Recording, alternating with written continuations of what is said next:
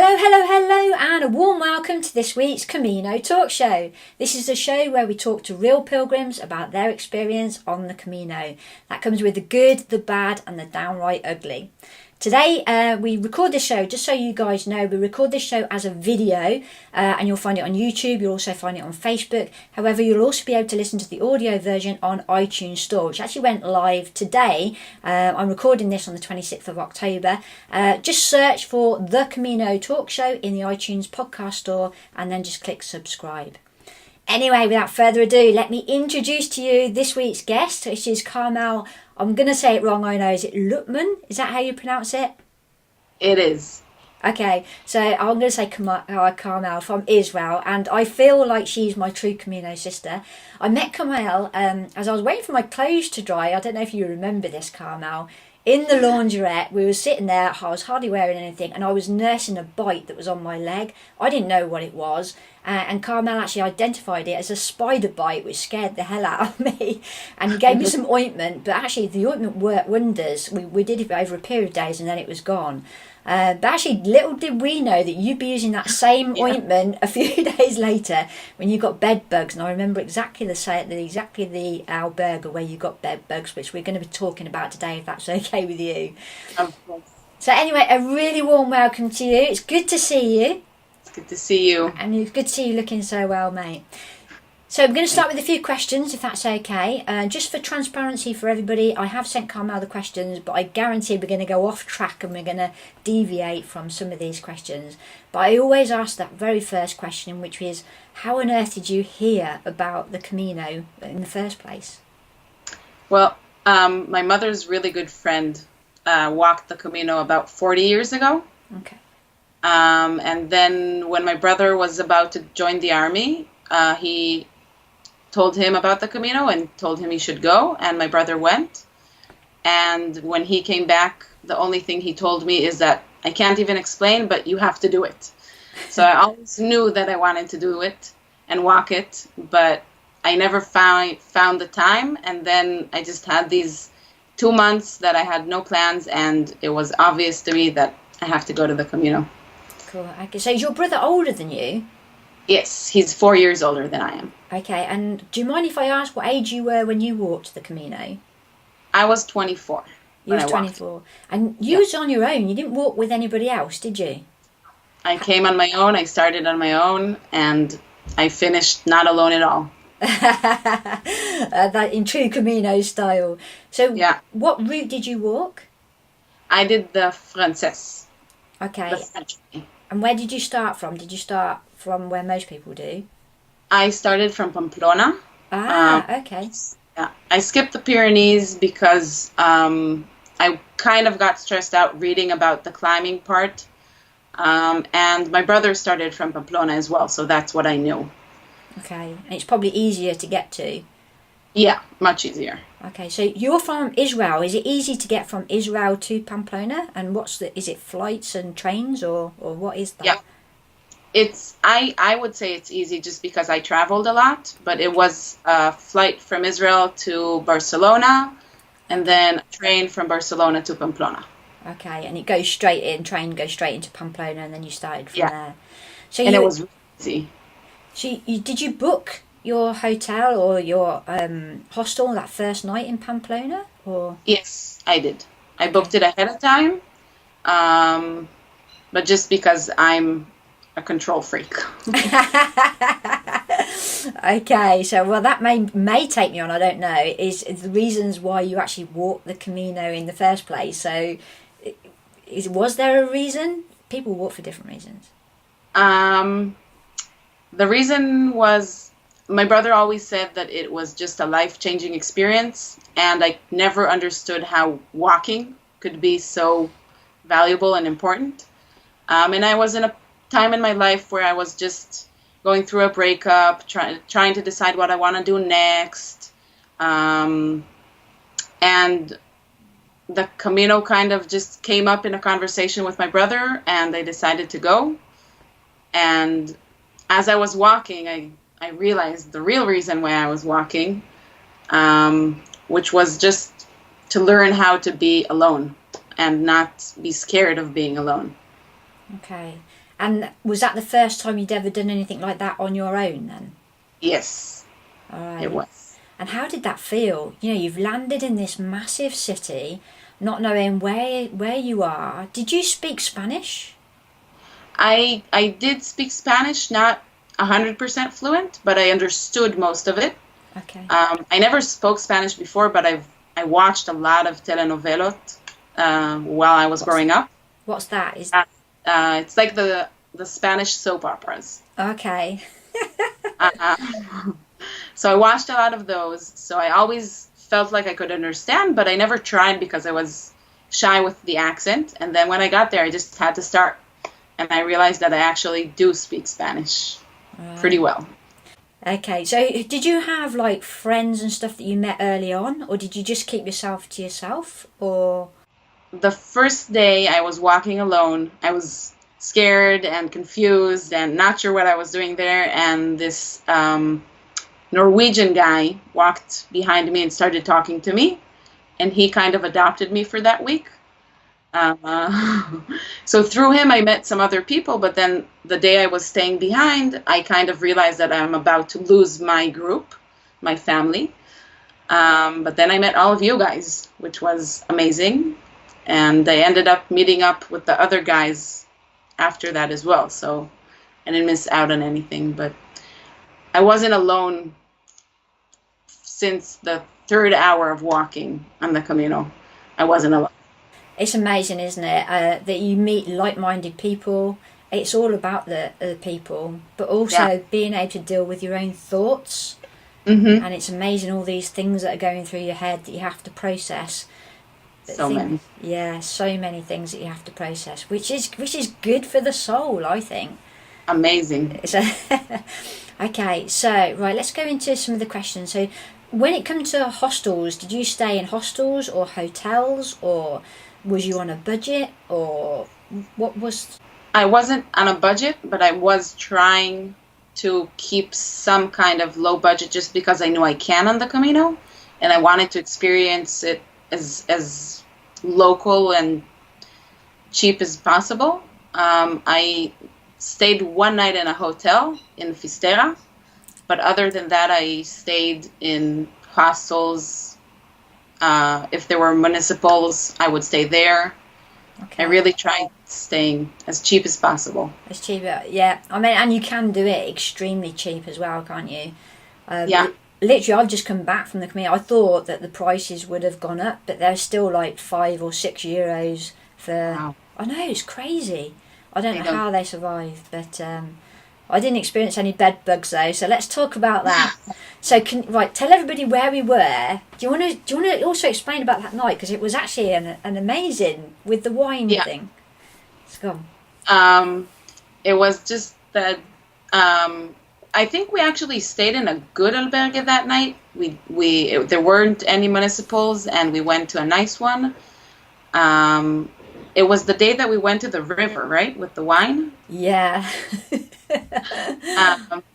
I don't remember the name of the town. I should have brought my notebook. I think it was Hontanas. I might be wrong.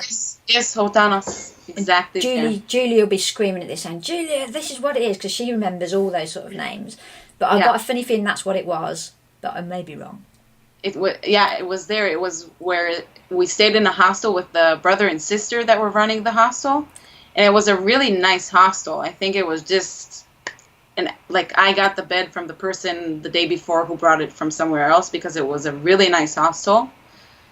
But I had bed bugs before that, about 2 years before that, when I was traveling in Australia. So I immediately knew when I saw the bites that it was. Okay. And it was a horrible morning. Are they itchy? Are they itchy or? They're so itchy. Okay. They're itchy and they keep coming because they live on your clothes. Yeah, just talking about it makes me scratch. I actually got it a second time after you guys left. Oh, really? Yeah, I got it a second time, and that time it was the day before I got to Leon, and the guy in the albergue in Leon gave me clothes from pilgrims that have left clothes behind, and he just took all of my stuff and he told me, come back tomorrow morning, you'll be bed bugs free. and he washed all my clothes, and he sprayed my bag and my shoes, and he just took care of everything. And that's how in the end, that's how I got rid of them. So do you think you probably carried them then and didn't realise that that's what had happened? I'm assuming so, because the first time I didn't clean my bag. I only washed all my clothes, but my bag and my shoes could have been carrying them as well. Right. So the second time I took care of every kind of fabric that I had, and I was done with them. Okay, so that is a really good advice for anyone who's listening to this. If you hear of bed bugs or anything like that, it's just a case of blitzing it, and even doing your bag and things like that. Yeah. So some of the golden rules. Do you know how to spot if there's bed bugs in a hostel? Do you know? To spot them is kind of hard because they're really, really tiny. Usually it says that they leave a trail of their poop, which is brown lines on the mattress, but I never saw it. Like, even when I had bed bugs in Australia and I knew it was from my bed, I couldn't see them. But my only advice is to have a bug-free sheet and not hope that some really nice woman that you meet from England will leave you her sheet. I'd forgotten about that, yeah. That was you.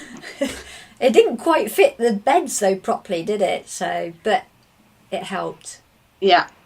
It helped me psychology. Even if it just helped me with my mind, it was perfect. Yay, great. Okay, so that's really good. Right, shall we move on from bed bugs then? Yeah. Yes. Okay, so we was talking just before, and you were saying that your weight of your pack was actually quite heavy when you started.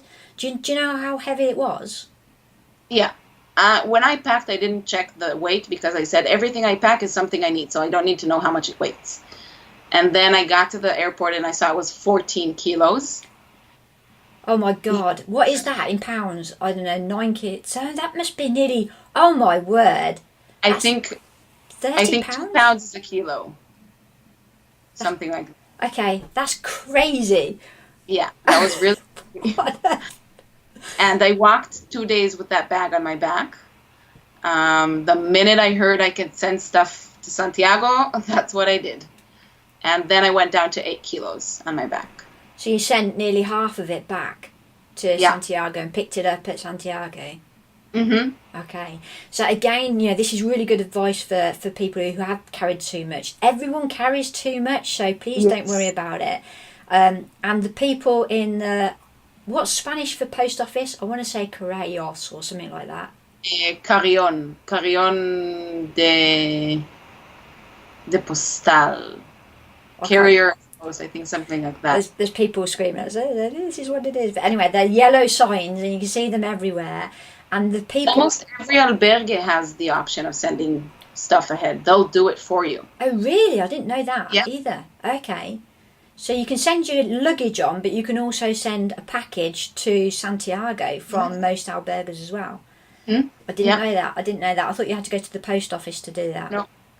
I did it in the office, in the albergue. She took all my details. We packed it together. She had boxes ready. They do all of it, and then they take it to the post office, so you don't have to deal with that. Okay.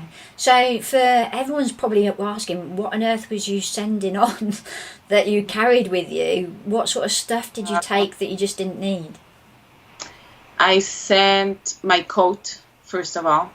I had a raincoat, a rain jacket, and I had a warm jacket. So that I sent on. I brought 2 sweatshirts. I sent one to Santiago. I brought a laundry powder. What? Shampoo. And I sent half of it on because I knew I would need it after Santiago. I sent... I brought sunscreen for my body and special sunscreen for my face. So I sent the face one to Santiago. I sent... I brought cream for, when you sweat and your clothes rub against your body. I'm not sure the word for that. Okay, like chafing cream. Yeah. So I sent that on, and I wasn't sorry for sending it because I wouldn't have used it. I sent the second book that I brought. You bought two books. Yeah. So we were talking about luxury items, and that was one of your luxury items that you did Yes. enjoy, which is a book that you took.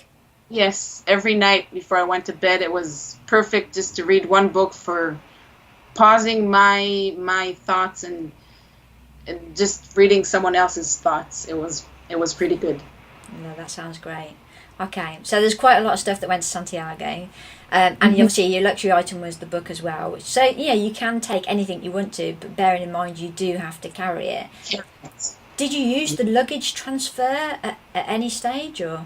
I did one time because I had a really bad blister, Okay. and we were planning on walking 42 kilometers that day. Yeah, it was in the end when we were trying to get to Santiago on a Friday night so we can see the big Bonaferto. Yeah. Swingy thing. So we couldn't. Yeah. So I sent my bag, and the friends who were with me added stuff from their bags. So it was for everybody, but it was a day that I felt that I needed my body to rest a bit. So it was good that I sent it. Yeah, so no regrets there at all. And that's not expensive either, is it, to send on the bag? I think it was like 15 euros, something like that. Yes, it's not expensive. Okay. No.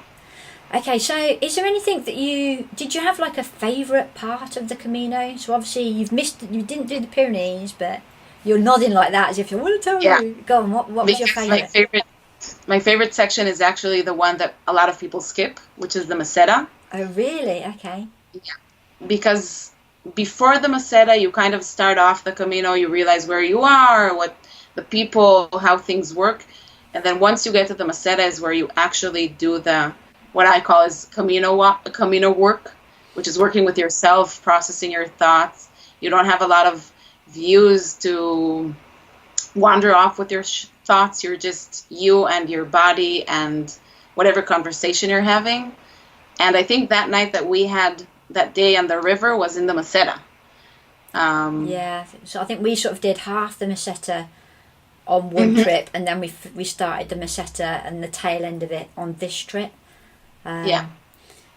But I think you're right, I think I've interviewed so many people now, and there's like some people just hate it, other people just skipped it completely because they'd heard bad things, and then I've heard so many people say that is the time when the healing starts, or the process starts of actually sorting out what's going on up here.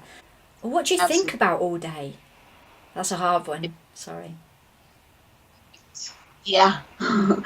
About myself, about different situations that I had to deal with in the year ahead of before the Camino, because I was traveling for a year and a half before the Camino, and then I had 3 months in Israel, and then I came. So the year and a half before, I was traveling with a partner, and we ended up breaking up in the end of that. So I had a lot of things to figure out with myself, what I did wrong, what I think I need to strengthen with myself, and things I had to come in peace with myself. A lot of that. And just time to move on. But the timing sounds really perfect for you. It was a good time to realise that, this is the new chapter, this is the new season of your life. They actually say, don't they, that your real Camino starts when you get home? Yes. And did you feel that? Absolutely. I remember, when we set this interview, I started looking through my notebook that I was writing during the Camino, and I read that last day before coming back home, and I remember I wrote, I saw that I wrote, the last sentence was, "This is where the Camino really starts. Now you have to go back and use everything you've learned here." Wow. Okay. And you actually wrote that when you was in... Yeah. Was that in Finisterre? Well, it was actually in Portugal, because in Lisbon, because after the Camino, I went to visit my brother who was living there at that time. Okay. And I spent 5 days with him, and then that was written 2 hours before leaving to the airport. Wow, that was meant to be, wasn't it? There you go. Okay. Right, so should we talk about food? Sure. Okay, so I think actually I'm a vegetarian, so I've forgotten. Okay, so how did you find it for vegetarians out there? Please listen to this. yes. It's sometimes easy, sometimes harder. The Galicia part, they don't even know what vegetarian means. I pretty much lived on French fries and soup for that time. Okay. Um, but the rest of it, paella was amazing. So do you eat Uh, fish? You eat fish? no, No. Okay. so So it was hard. A lot of places I would. There were a lot of days that I would eat bread and cheese, but for me that was fine because I love bread and cheese. Um, and I would be prepared. I always had something in my bag in case I don't have food. But most of the places were really nice, even if they didn't have a vegetarian meal, they would find somehow to make it for me. okay. The only place I had a hard time really finding food was Galicia. Okay, so for those of you who don't know what Carmel was talking about, Galatia is the last section. So as you're heading into Santiago, usually the last is it about 100 kilometers, Yeah. something like that. Usually from Sarria onwards, Mhm. it's the green area. Yeah. Which is, yeah, you're right. I'm just thinking about it. We're probably lucky that, well, not lucky. Can you imagine if you were a vegan? Vegans will have a really, they just need to be ready, prepared, like not count on finding food in restaurants, but have their own meals. Usually there were supermarkets on the way as well. I would stop and buy myself lunch during the day. I wouldn't even have to carry it. Um, And you can obviously buy things in supermarkets to cook in the evening. yeah, But are there things in the supermarket that you would be able to cook? we did cook. Pasta. Morning and evenings I would cook most of the, even just because it was even fun, not because I needed to. Um, in the last 2 weeks, I think we really made it a thing that every morning we would get up. We were like 6 of us, and every morning we woke up, and every day someone else was in charge of making oatmeal for everybody else. So we would have breakfast. Wow. And you met Sasha as well. Yeah. Okay. Yeah. So the first night I met him, he invited me to join them for dinner that they were cooking, and they had a thing that every night someone else would make a dinner. So I kind of joined into that. There was one night that I made an Israeli dish for everybody. So it was, the only issue was in lunch, but I never walked hungry. Like if I wanted to eat, I ate. I found what to eat. Okay. And there's plenty of little villages and things along the way where there's always a little dinky shop or a tienda. Is that what they call them? Yes. I don't know. Okie. So let's talk about would you class yourself as a religious person or a spiritual person? Spiritual, yes. Not Is religious. your face then? Yeah. Okay. I'm definitely not a religious person. I'm also Jewish, so the whole Christian part of Santiago did not appeal to me. Okay. But I'm very spiritual, and I think the Camino made me even more spiritual because they're just, I remember when my brother would say it's a life-changing experience, and I wouldn't understand how walking could be so powerful. And it is. It just is. It's walking, it's the people you walk with and the people you meet that are locals. I believe that the Camino has some kind of energy around it. Sasha told me that all the churches in the Camino are actually built on energy balls underneath the surface. Really? Wow. Yeah. So I did it for a spiritual walk, and it definitely was. Okay, so when you say spiritual, do you mean to be more in tune with your like your own energies and things like that, or to do with like the afterlife, spiritual ways, or? I would say all of it. I personally had a really powerful moment that had to do with someone who passed away on the Camino. Okay. So I do believe. I personally also believe in the afterlife. I don't believe in afterlife. I believe in souls that are around us, and I do feel that the Camino is somewhere that there's a lot of souls that are just walking with the pilgrims. And I was talking to a guy called Eric that I was interviewing, and we was talking about there's places on the Camino known as thin places. So it's where the spiritual world sort of more or less is at the same level, and you can feel it. And it's really hard to explain, but there are certain times when I don't even know why, but I just realised there were tears coming down my face, but I don't even know why. And it's not that I felt sad or anything, or I'd hear something like the click clacking of sticks or poles behind me, and I've looked behind, there's nobody there at all. And there are obviously well known thin places like La Cristofero. How did you feel about La Cristofero? which one is that? So okay, The big cross. that was the big cross. Yeah. Yeah, which is, it was on like a mound, and everyone goes there. They leave their stones, which is like leaving your sins behind, or some people leave it for a loved one or something like that. In a way, it's sort of where you end something. That's how I felt. Other people. It was actually a really important part of my Camino that day. Without even knowing, I didn't know about that before I came. Before I came to the Camino, I didn't really research a lot. I didn't read about it. I didn't really know a lot. I just knew I was going to come there and everything's going to be okay. I had to believe that. And it was. But while I was walking on the Camino, the first day I met Jason, he told me about the cross. And I told him that I haven't heard about it and that I don't have any rock that I'm carrying. And he had a bag of all kinds of religious or spiritual things that different people use for protection. And he had a Viking stone. This is Bubba. Bubba.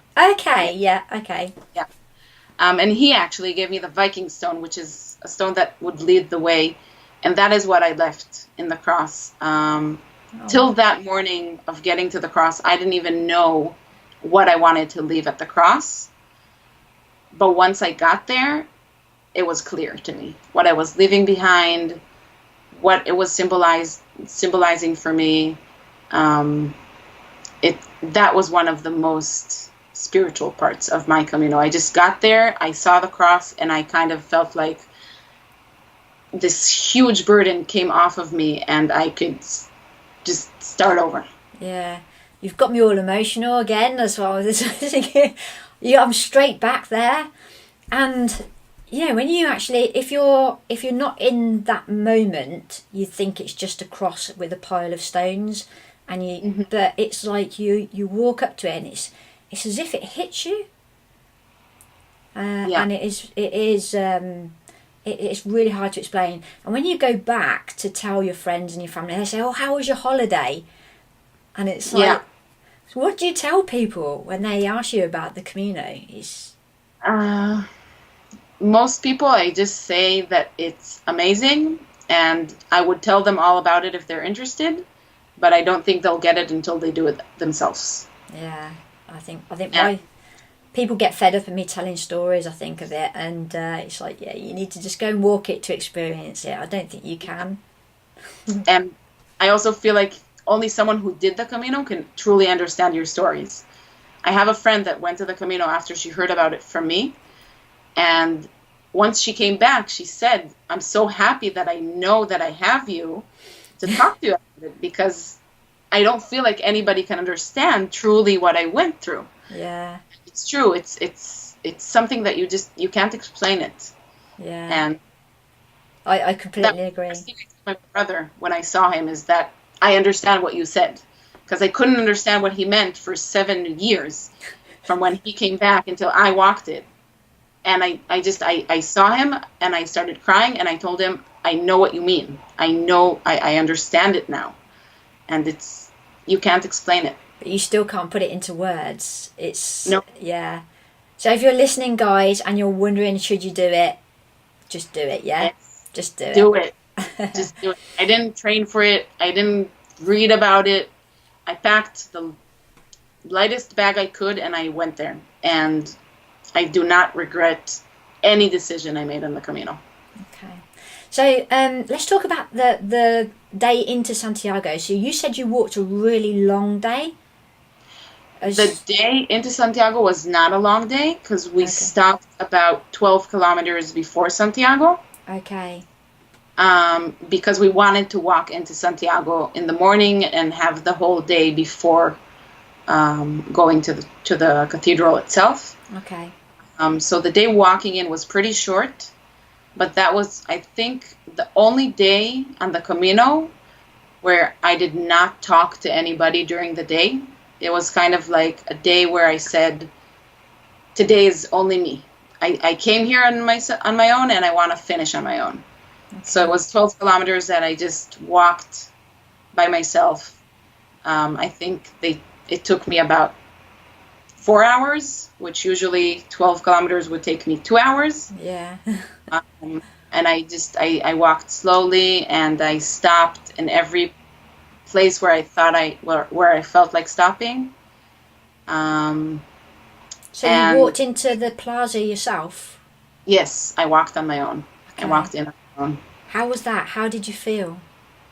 I have to say it was a bit disappointing to me because I thought I would get there and it would be this big, like, achievement kind of feeling, and I didn't feel like I was done.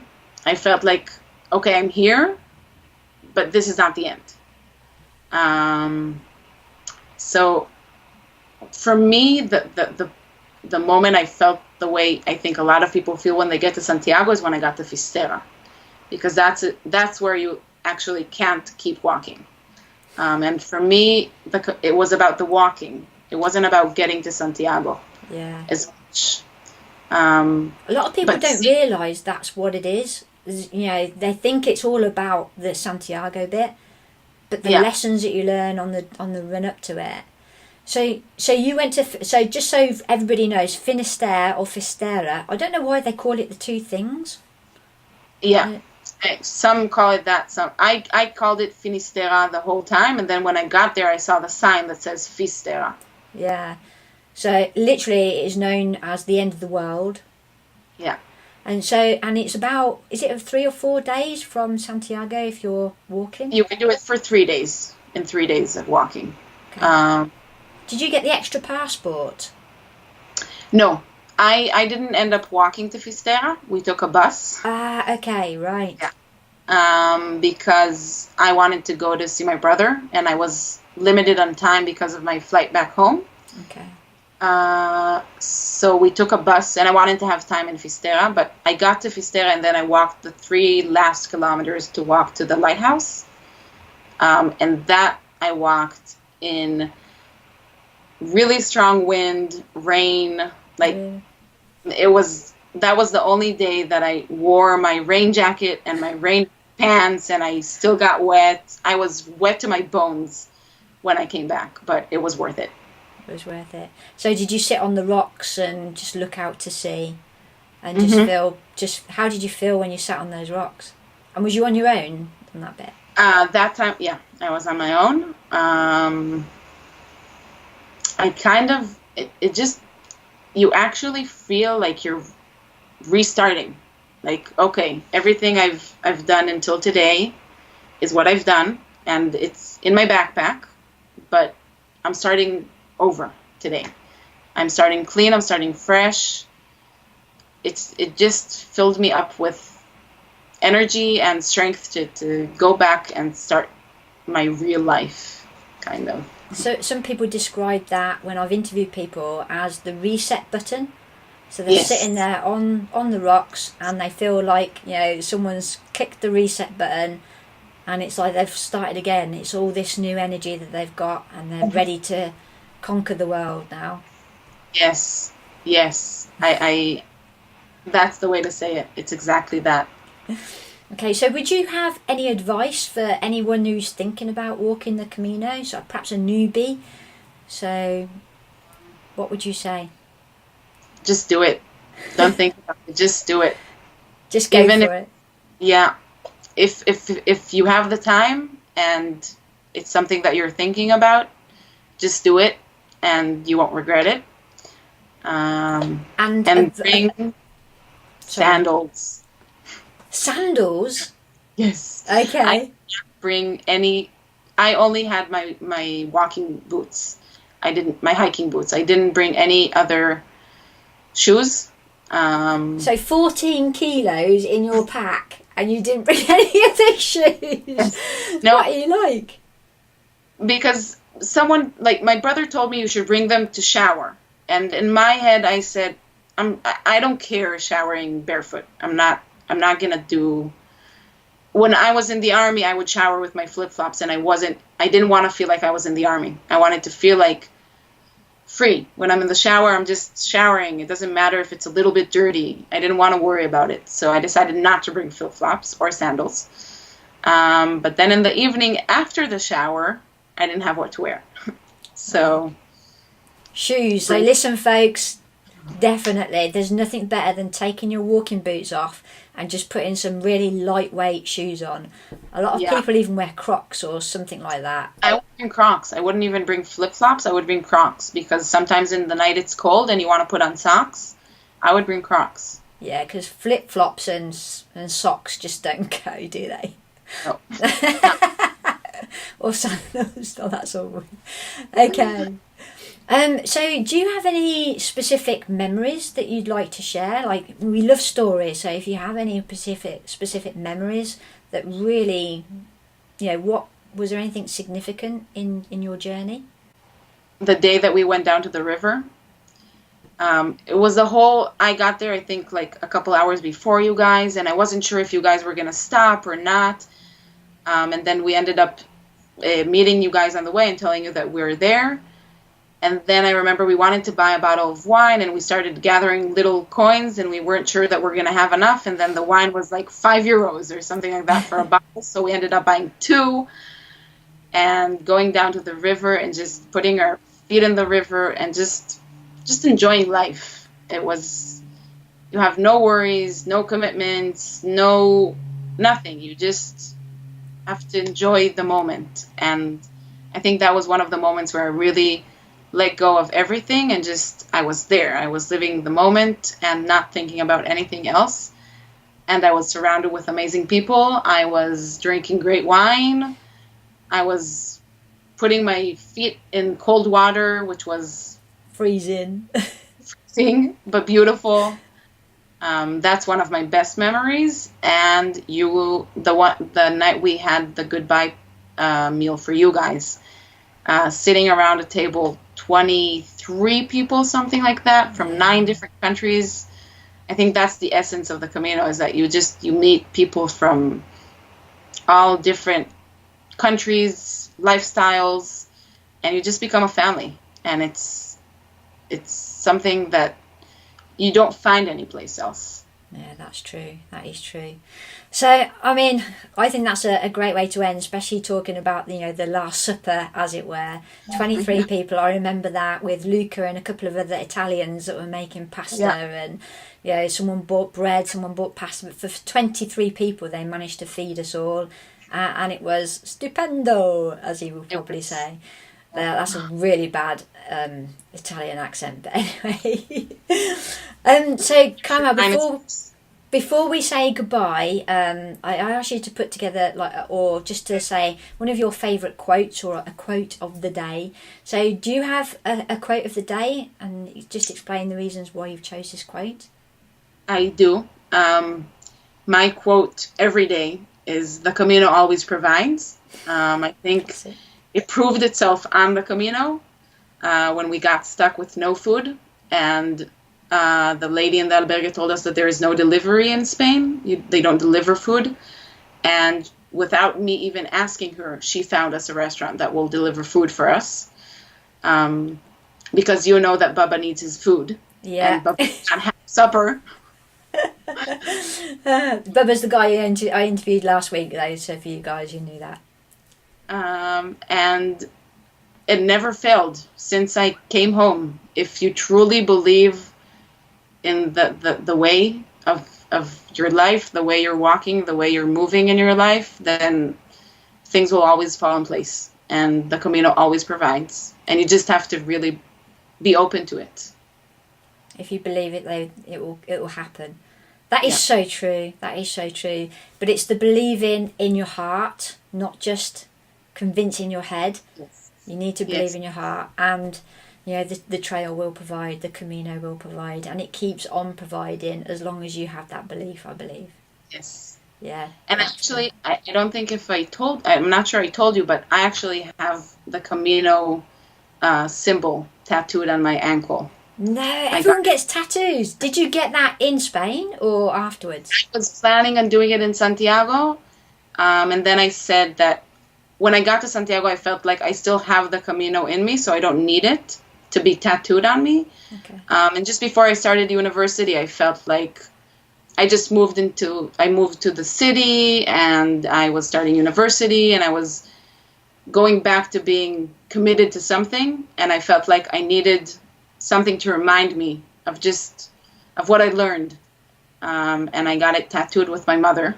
My mother came with me. And I think it was even more special to do it then rather than in Spain. Yeah, because it was the right timing. Yes. Yeah, I love that. Hey, so many people have had tattoos. I want a tattoo now. It's something I've never even dreamt of doing. But anyway, was one question I completely forgot to ask you, which was about Israelis. I only ever met one, and I didn't know if it was a popular thing that people in Israel know about the Camino. Before I went, nobody in my life has ever spoken about it except my brother and my mother's good friend who told us about it. I never met anyone who's done it.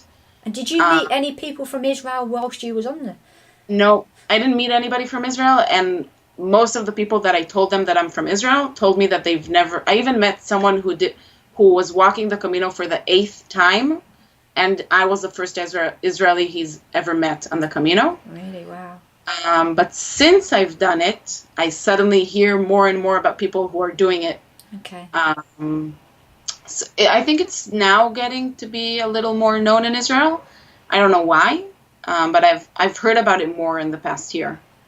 Fantastic. But it's not something that Israelis know. I must admit, I've met one guy in the trek that we've just done, a guy called Ronan from Israel.